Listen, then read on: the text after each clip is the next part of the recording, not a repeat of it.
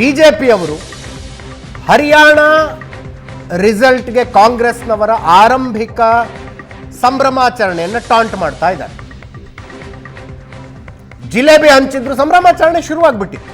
ಎಲ್ಲ ಎಕ್ಸಿಟ್ ಪೋಲ್ಗಳು ಕಾಂಗ್ರೆಸ್ನ ಗೆಲುವನ್ನು ಪ್ರಿಡಿಕ್ಟ್ ಮಾಡಿದ್ವು. ಆರಂಭಿಕ ಮುನ್ನಡೆ ಹೆಚ್ಚು ಕಡಿಮೆ 60 ಕ್ಷೇತ್ರಗಳಲ್ಲಿ ಕಾಂಗ್ರೆಸ್ ಮುನ್ನಡೆಯನ್ನ ಆರಂಭಿಕ ಫಲಿತಾಂಶಗಳು ತೋರಿಸ್ತಾ ಇತ್ತು. ಮುಖ್ಯಮಂತ್ರಿ ಯಾರಾಗ್ತಾರೆ ಅನ್ನುವುದರ ಚರ್ಚೆ ಕೂಡ ಶುರುವಾಗ್ಬಿಟ್ಟಿತ್ತು ಕಾಂಗ್ರೆಸ್ನಲ್ಲಿ. ಅದನ್ನ ಟಾಂಟ್ ಮಾಡ್ತಾ ಇದ್ದಾರೆ. ರಾಹುಲ್ ಗಾಂಧಿಗೆ ಜಿಲೇಬಿ ಕಳಿಸ್ತಾರೆ. ಎಸ್, ಅಶ್ವಥ್ ನಾರಾಯಣರೇ, ಹರಿಯಾಣ ಗೆಲುವು ಬೇರೆ ಬೇರೆ ಕಾರಣಗಳು. ಕಾಸ್ಟ್ ಕಾಂಬಿನೇಷನ್ ಭಾಳ ಚೆನ್ನಾಗಿ ಮಾಡಿದ್ರಿ. 10 ವರ್ಷಗಳ ಆ್ಯಂಟಿ ಇನ್ಕಂಬನ್ಸಿನ ಮೆಟ್ಟಿ ನಿಂತಿದ್ದೀರಿ. ಇದ್ರ ಕ್ರೆಡಿಟ್ ಮೋದಿದಲ್ಲ ಅಂತ ಆರ್ಗ್ಯುಮೆಂಟ್. ಇಲ್ಲ, ಮೋದಿ ನೋಡಿ, ಪಾರ್ಲಿಮೆಂಟ್ ಎಲೆಕ್ಷನ್ 10 ಪಾರ್ಲಿಮೆಂಟ್ ಕ್ಷೇತ್ರಕ್ಕೂ ಭೇಟಿ ಕೊಟ್ಟಿರು, 10 ಪಾರ್ಲಿಮೆಂಟ್ ಕ್ಷೇತ್ರದಲ್ಲೂ ಕ್ಯಾಂಪೇನ್ ಮಾಡೋರು. ಹೌದು. ಈ ಸಲ ಪಾರ್ಲಿಮೆಂಟ್ ಕ್ಷೇತ್ರ, ಈ ಸಲ 10 ಕ್ಯಾಂಪೇನ್ ಅವ್ರು ಮಾಡಲಿಲ್ಲ, ಕೇವಲ 5 ರ್ಯಾಲಿಗಳನ್ನು ಅವ್ರು ಮಾಡಿ ಬಂದಿದ್ದು. ಮತ್ತು ಅವರು ಕ್ಲಿಯರಾಗಿ ಹೇಳಿದರು 2019 ಪಾರ್ಲಿಮೆಂಟ್ ಎಲೆಕ್ಷನ್ನೇ ಅವ್ರು ಹೇಳ್ಬಿಟ್ರು, ಯಾವುದೇ ಚುನಾವಣೆ ಮೋದಿ ಚುನಾವಣೆ ಆಗಬಾರ್ದು, ಲೋಕಲ್ ಲೀಡರ್ಶಿಪ್ ಮೇಲೆ ಚುನಾವಣೆಗಳು ನಡೀಬೇಕು, ಪ್ರತಿಯೊಂದು ಹಂತದಲ್ಲೂ ಮೋದಿ ಮೋದಿ ಅನ್ನತಕ್ಕಂಥದ್ದು ಇರಬಾರ್ದು ಅನ್ನತಕ್ಕಂಥದ್ದು ಅವರು ಕ್ಲಿಯರಾಗಿ ಹೇಳಿದರು. ಅದೇ ರೀತಿ ಈ ಸಲ ಅವರು 10 ಚುನಾವಣೆ ಕ್ಯಾಂಪೇನ್ ಅವರು ಮಾಡಿಲ್ಲ, ಮಾಡಿದೆ ಕೇವಲ 5 ಸಲ ಚುನಾವಣೆ ಆಗಿದ್ದು. ಲೋಕಲ್ ಲೀಡರ್ಶಿಪ್ಗೆ ಅವರು ಪೂರ್ಣ ಪ್ರಮಾಣದ ಸ್ವಾತಂತ್ರ್ಯ ಬಿಟ್ಕೊಟ್ಟು ಮತ್ತು ಸೀಟ್ ಹಂಚಿಕೆಯಿಂದ ಇಟ್ಕೊಂಡು ಪ್ರತಿಯೊಂದು ವಿಷಯದಲ್ಲೂ ಸಹ ಅದೇನೋ ತೀಸರಿ ಬಾರ್ ಬಿಜೆಪಿ ಸರ್ಕಾರ ಆ ಥರದ್ದೇನೋ ಒಂದು ಕ್ಯಾಂಪೇನ್ ಮಾಡಿದ್ರು ಅವರು. ಫಿರ್ಸೆ ಬಿಜೆಪಿ ಸರ್ಕಾರ ಅಂತ ಮಾಡಿದರು. ಲೋಕಲ್ ಲೀಡರ್ಶಿಪ್ ಮೇಲೆ ಅವರು ವಿಶ್ವಾಸ ಕೊಟ್ಟು ಚುನಾವಣೆ ಮಾಡಿದ್ರೆ ಹೊರತು ಮೋದಿಯವ್ರ ಲೀಡರ್ಶಿಪ್ನೇ ತೊಗೋಬೇಕು ಅನ್ನತಕ್ಕಂಥದ್ದು ಎಲ್ಲೂ ಮಾಡಲಿಲ್ಲ. ನಾಳೆ ಅಮಿತ್ ಶಾ ಅವರು ಅಷ್ಟೇ, ಮೋದಿಯವರು ಹೆಚ್ಚಿನ ಪ್ರಮಾಣದಲ್ಲಿ ಕ್ಯಾಂಪೇನ್ ಅವ್ರು ಮಾಡಲಿಲ್ಲ. ಸ್ಥಳೀಯ ರಾಜ್ಯ ನಾಯಕರುಗಳಿಗೆ ಬಿಟ್ಕೊಟ್ಟು ಕ್ಯಾಂಪೇನ್ ಮಾಡಿರ್ತಕ್ಕಂಥದ್ದು ಅದಕ್ಕೆ ಗೆಲುವಾಯಿತು ಅಂತನಾ ಇದೆ. ಒಂದು ಕೇಂದ್ರ ಸರ್ಕಾರದ ಸಾಧನೆ ಮೋದಿಯವ್ರದ್ದು ಮತ್ತು ಸ್ಟೇಟ್ ಲೀಡರ್ಶಿಪ್ ಮೇಲೂ ನೋಡಿದ್ರು. ಯಾವುದೇ ಚುನಾವಣೆ ಅಜಿತ್, ನೀವು ಕರ್ನಾಟಕ ಆಗ್ಬೋದು, ಮಹಾರಾಷ್ಟ್ರ ಆಗ್ಬೋದು, ಆಯಾ ರಾಜ್ಯದ ಲೀಡರ್ಶಿಪ್ ಮೇಲೇ ಸ್ಟೇಟ್ ಚುನಾವಣೆಗಳು ಆಗ್ತಕ್ಕಂಥದ್ದು. ಕೇಂದ್ರದಲ್ಲಿ ಸರ್ಕಾರ ಇರುವಂಥ ಸಂದರ್ಭದಲ್ಲಿ ಆ ಇನ್ಫ್ಲೂಯೆನ್ಸ್ ಇದ್ದೇ ಇರುತ್ತೆ. ಇಂದಿರಾ ಗಾಂಧಿಯವರು ಇದ್ದಾಗ ರಾಜ್ಯದ ಚುನಾವಣೆ ನಡೆದಾಗ ಇಂದಿರಾ ಗಾಂಧಿಯವ್ರ ಇನ್ಫ್ಲೂಯೆನ್ಸ್ ಇದ್ದೇ ಇತ್ತು. ಅದು ನ್ಯಾಷನಲ್ ಲೀಡರ್ಶಿಪ್ ಮೇಲೆ ಕೆಲವೊಂದು ಇನ್ಫ್ಲೂಯೆನ್ಸ್ ಇದ್ದೇ ಇತ್ತು. ಆ ಚುನಾವಣೆ ನಡೀತದೆ. ಕಾಲಕ್ರಮೇಣ ಅದು ಇಂದಿರಾ ಗಾಂಧಿಯವ್ರದ್ದು ಮತ್ತು ಲೀಡರ್ಶಿಪ್ ಹೋದ್ಮೇಲೆ ಆ ಇನ್ಫ್ಲೂಯೆನ್ಸು ಯಾವುದೇ ರಾಜ್ಯದಲ್ಲೂ ಅದು ನಡೀಲಿಲ್ಲ. ಅದು ಆ ಇಂದಿರಾ ಗಾಂಧಿಯವರ ಸ್ಟೇಚರೇ ಬೇರೆ, ಇವತ್ತಿರ್ತಕ್ಕಂಥ ಕೇಂದ್ರದ ಕಾಂಗ್ರೆಸ್ಸಿನ ಲೀಡರ್ಶಿಪ್ ಸ್ಟೇಚರೇ ಬೇರೆ, ಅದು ನಡೆಯೋದಿಲ್ಲ.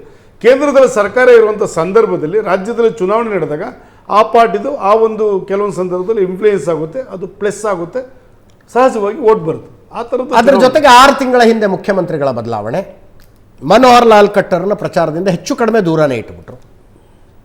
ಅಂದರೆ ಆಡಳಿತ ವಿರೋಧಿ ಅಲೆ ತಟ್ಟಬಾರ್ದು ಅನ್ನುವ ಕಾರಣಕ್ಕೆ 17 ಜನ ಹಾಲಿ ಶಾಸಕರಿಗೆ ಟಿಕೆಟ್ ಕೊಡಲಿಲ್ಲ. ಟಿಕೆಟ್ ಹಂಚುವಾಗ ಬಹಳ ಎಚ್ಚರಿಕೆ. ಬಹುಶಃ ಕಾಂಗ್ರೆಸ್ನವರು ಅಲ್ಲಿ ಎಡವಟ್ಟು ಮಾಡಿಕೊಂಡ್ರು ಅನಿಸುತ್ತೆ. ಹೂಡಾ ಕಳಿಸಿದ ಪಟ್ಟಿಯಲ್ಲಿ 70 ಜನರಿಗೆ, ಅಂದರೆ ದೂಸರಾ ಮಾತೇ ಇಲ್ಲ ಅಂತ ಟಿಕೆಟ್ ಹಂಚಿಕೆಯಲ್ಲಿ ಕಾಂಗ್ರೆಸ್ ಎಡವಟ್ಟು ಮಾಡಿಕೊಂಡು ಬಿಜೆಪಿ ಎಲ್ಲ ಗೆದ್ದಾಗ ಬಂದು ಬರುವಂಥದ್ದು ಇದೆಲ್ಲ. ಅಕಸ್ಮಾತ್ ಬಿಜೆಪಿ ಸೋತಿದ್ರೆ ಮತ್ತೆ ಟಿಕೆಟ್ ಹಂಚಿಕೆಯಲ್ಲಿ ಬಿಜೆಪಿ ಅವ್ರು ಗೊಂದಲ ಮಾಡ್ಕೊಂಡ್ರು ಅಂತ ಈ ಸುದ್ದಿ ಗೆಲುವಿಗೆ ಸುಮ್ಮನೆ ಕಾರಣಗಳನ್ನು ಹುಡುಕೋದಾದ್ರೆ ಉಚಿತ ಯೋಜನೆಗಳು ಮತ್ತು ರೈತರ ಪರ ನಿರ್ಧಾರಗಳನ್ನು ಘೋಷಣೆ ಮಾಡಿದ್ದು, ಜಾಟ್ ಸಮುದಾಯವನ್ನು ಹೊರತುಪಡಿಸಿ ಜಾಟವೇತರ ಮತ್ತು OBC ಸಮುದಾಯವನ್ನು ಬಿಜೆಪಿ ಒಟ್ಟುಗೂಡಿಸಿದ್ದು. ಮುಖ್ಯಮಂತ್ರಿ ಸೈನಿ ಹಿಂದುಳಿದ ವರ್ಗದವರು ಅನ್ನೋ ಕಾರಣಕ್ಕೆ ಹಿಂದುಳಿದ ಮತಗಳ ಕನ್ಸಾಲಿಡೇಷನ್ ಆಯಿತು ಅಂತ. ಚುನಾವಣಾ ಸಂದರ್ಭದಲ್ಲಿ ರಾಮ್ ರಹೀಂ ಬಿಡುಗಡೆ ಮತ್ತು ಅವರು ಬಿಜೆಪಿಯ ಪರವಾಗಿ ಹೇಳಿಕೆ ಕೊಟ್ಟರು ಅನ್ನೋದು ಕೂಡ ಒಂದು ಕಾರಣ ಆಗಿರಬಹುದು ಅಂತ. ಇದು ಕೂಡ ಕಾರಣ ಆಗಿರ್ಬೋದು ಅಂತ. ರಾಮ್ ರಹೀಂ ಅವರ ಸಿರ್ಸಾದಲ್ಲ ಕಾಂಗ್ರೆಸ್ ಗೆದ್ದಿದೆ. ಎಸ್, ಸಿರ್ಸಾ ಜಾಸ್ತಿ ಪ್ರಭಾವ ಇರ್ತಕ್ಕಂಥ ಜಿಲ್ಲೆ ಅಲ್ಲ, ಇದು ಕಾಂಗ್ರೆಸ್ ಗೆದ್ದಿದೆ. ನನಗನ್ಸುತ್ತೆ ರಾಮ್ ರಹೀಂ ಇಂಪ್ಯಾಕ್ಟ್ ಇದೆ. ನಾನು ಇಂಪ್ಯಾಕ್ಟ್ ಇಲ್ಲ ಅಂತಕ್ಕಂಥದ್ದನ್ನು ಹೇಳ್ತಾ ಇಲ್ಲ. ಅವ್ರನ್ನ ಪೆರೋಲ್ ಮೇಲೆ ಬಿಡುಗಡೆ ಮಾಡಿದರು. ಕಾಂಗ್ರೆಸ್ನವ್ರು ಹೋಗಿ ಹೇಳಿದ್ರು, ಅವ್ರನ್ನ ಯಾಕೆ ಈಗ ಬಿಡುಗಡೆ ಮಾಡ್ತಿದ್ದೀರಿ ಅಂತಕ್ಕಂಥ.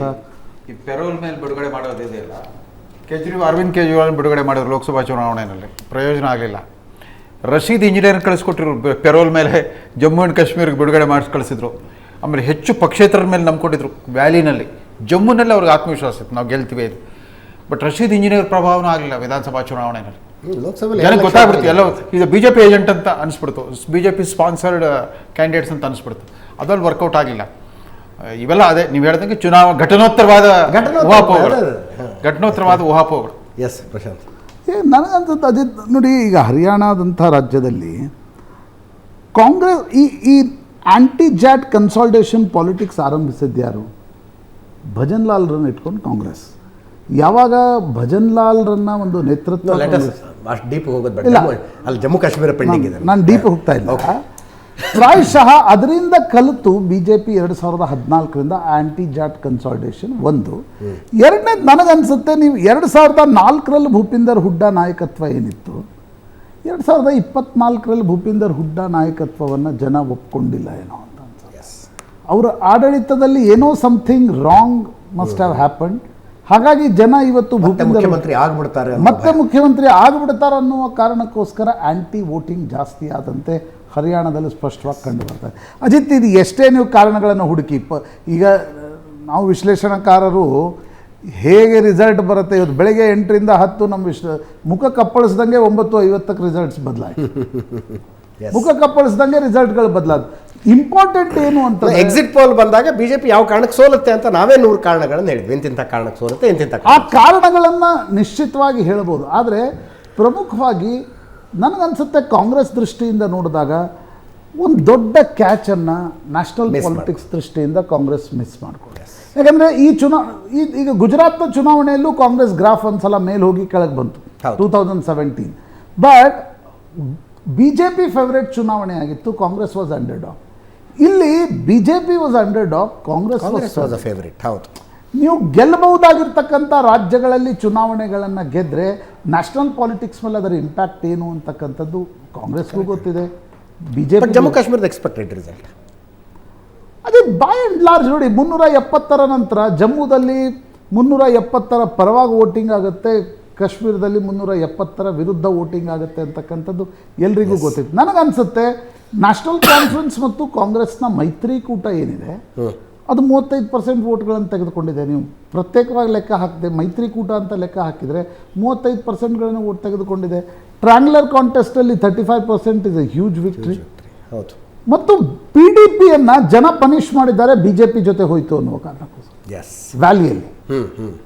ಇನ್ನೊಂದು ಕಡೆ 370 ತಂದಿದ್ದಕ್ಕಾಗಿ BJPಗೆ ಶಬಾಷ್ ಫೇವರೇಬಲ್ ಆಗಿ ವೋಟಿಂಗ್ ಆಗಿದೆ. ಆದರೆ 370 ರದ್ದತಿಯನ್ನು ಯಾರಾದರೂ ವಿರೋಧಿಸೋದಾದರೆ ಅದು ನ್ಯಾಷನಲ್ ಕಾನ್ಫರೆನ್ಸ್ ಮತ್ತು ಕಾಂಗ್ರೆಸ್ ಅಂತ ಆ ಮೈತ್ರಿಕೂಟಕ್ಕೆ ದಂಡಿಯಾಗಿ ವ್ಯಾಲಿಯಲ್ಲಿ ವೋಟ್ ಕೊಟ್ಟಿದ್ದಾರೆ. ಅಂದರೆ ಜಮ್ಮು ಮತ್ತು ಕಾಶ್ಮೀರದ ಕಾಂಪಿಟೇಟಿವ್ ಪಾಲಿಟಿಕ್ಸ್ ಏನಿದೆ ಅದು ಇನ್ನೂ ಕೂಡ ಮುಂದುವರಿತಾ ಇದೆ. ಅದರಲ್ಲಿ ಹಿಂದೆ ಏನಿತ್ತು ನ್ಯಾಷನಲ್ ಕಾನ್ಫರೆನ್ಸ್ ವರ್ಸಸ್ ಕಾಂಗ್ರೆಸ್ ಇತ್ತು, ಈಗ ಅದು ನಿಧಾನವಾಗಿ ನ್ಯಾಷನಲ್ ಕಾನ್ಫರೆನ್ಸ್ ವರ್ಸಸ್ BJP ಅನ್ನುವ ಸ್ವರೂಪವನ್ನು ತಾಳ್ತಾ ಇದೆ. ನನಗಿರ್ತಕ್ಕಂಥದ್ದು ನೋಡಿ, ಇದನ್ನು ಜಮ್ಮು ಕಾಶ್ಮೀರದ ಫಲಿತಾಂಶವನ್ನು ನೀವು ಡೊಮೆಸ್ಟಿಕ್ ಪಾಲಿಟಿಕ್ಸು ಯಾವ ಪಕ್ಷ ಎಷ್ಟು ಸೀಟ್ ತೆಗೆದುಕೊಳ್ತು ಆ ದೃಷ್ಟಿಯಿಂದ ನಾನು ನೋಡೋಕ್ಕೆ ಹೋಗಲ್ಲ. ಪ್ರಜಾಪ್ರಭುತ್ವ ಗೆಲುವಾಗಿದೆ. ಪ್ರಜಾಪ್ರಭುತ್ವ ಮತ್ತು ನ್ಯಾಷನಲ್ ಸೆಕ್ಯೂರಿಟಿ ದೃಷ್ಟಿಯಿಂದ ಇದರ ಇಂಪ್ಯಾಕ್ಟ್ ಏನು ಅಂತ ಲಾಸ್ಟ್ ಫೇಸ್ 70% ವೋಟಿಂಗ್ ಆಗಿದೆ. ಹೀಗಾಗಿ ಎರಡೂ ಸರ್ಕಾರಗಳು ಈಗ ಲಾಗರ್ ಹೆಡ್ಸ್ನಲ್ಲಿ ಇರ್ತವೆ. ಸ್ಟೇಟ್ ಹುಡ್ ಇಲ್ಲ, ಯೂನಿಯನ್ ಟೆರಿಟರಿ ಸರ್ಕಾರಗಳು, ಲೆಫ್ಟಿನೆಂಟ್ ಗವರ್ನರ್, ಮೇಲೆ ಕೇಂದ್ರ ಸರ್ಕಾರ, ನ್ಯಾಷನಲ್ ಕಾನ್ಫರೆನ್ಸು. ಆ ತಿಕ್ಕಾಟ ದಿಲ್ಲಿಯಲ್ಲಿಕ್ಕಿಂತ ಒಂದು ವಿಚಿತ್ರ ತಿಕ್ಕಾಟವನ್ನು ನಾವು ಜಮ್ಮು ಕಾಶ್ಮೀರದಲ್ಲಿ ನೋಡ್ಬೋದು. ಉಮರ್ ಅಬ್ದುಲ್ಲಾ ಅಲ್ಲಿ ಮುಖ್ಯಮಂತ್ರಿ ಆಗಲಿದ್ದಾರೆ, ಸ್ಟೇಟ್ ಹುಡ್ ಇಲ್ಲ. ಅವರೇ ಹೇಳಿದರು, ನಾನು ಪ್ರತಿ ಬಾರಿ ಹೋಗಿ ಲೆಫ್ಟಿನೆಂಟ್ ಗವರ್ನರ್ ಎದುರುಗಡೆ ಗಿಡಗಾಯಿಸ್ಬೇಕಾ, ನಾನು ಯಾಕೆ ಚುನಾವಣೆಗೆ ನಿಲ್ಲಿ ಅಂತ ಹೇಳಿದರು.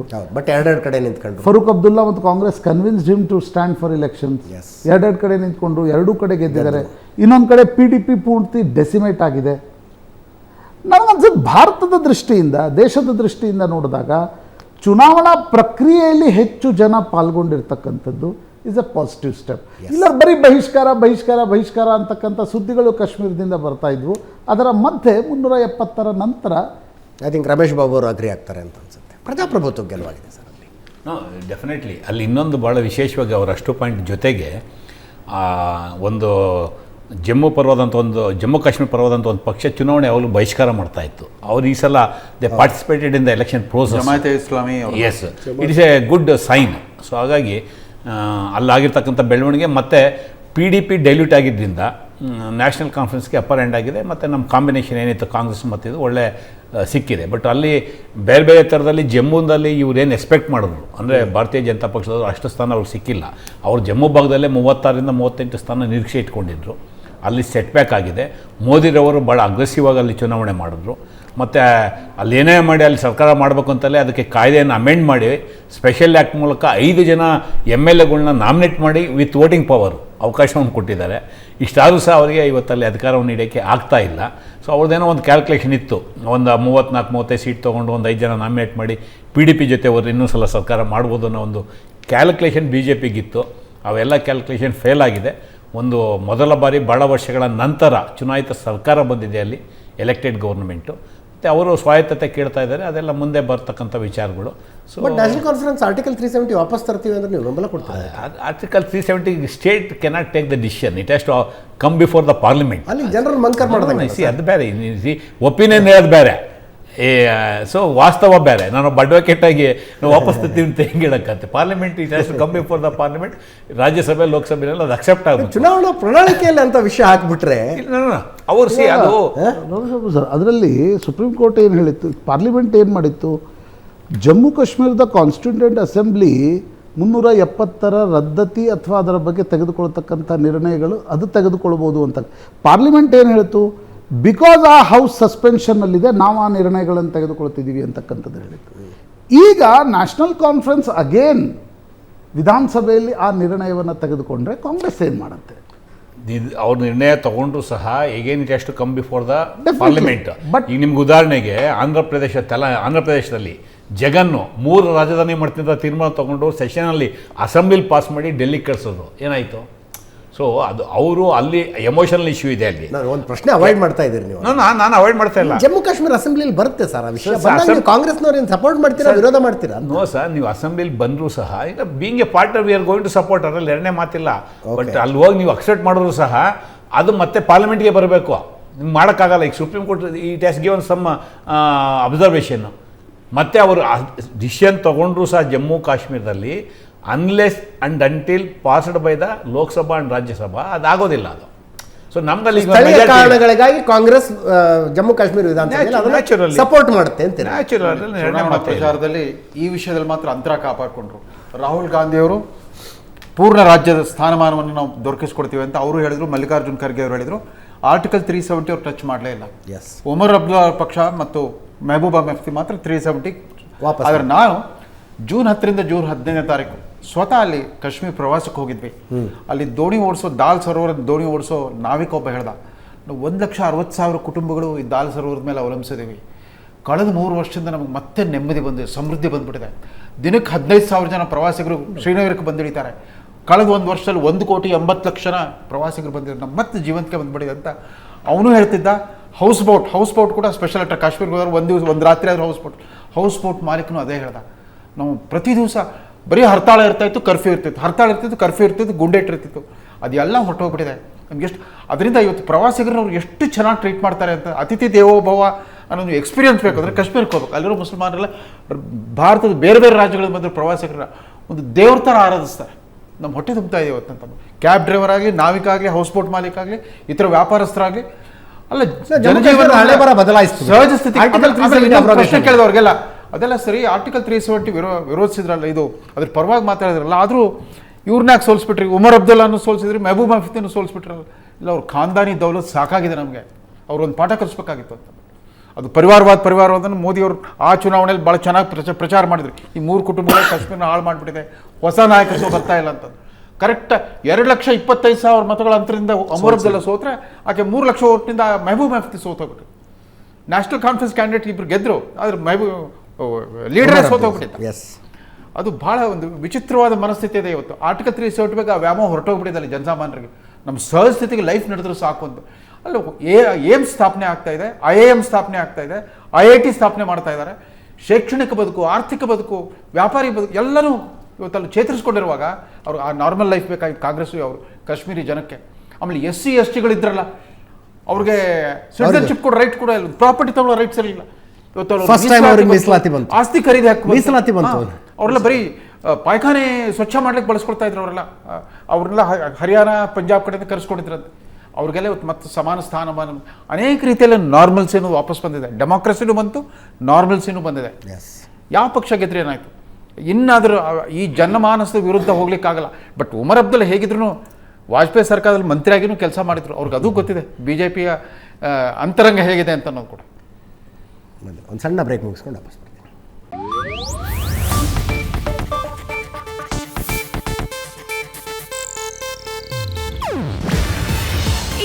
ಏಷ್ಯಾನೆಟ್ ನ್ಯೂಸ್ ನೆಟ್ವರ್ಕ್ ಪ್ರಸ್ತುತಿ.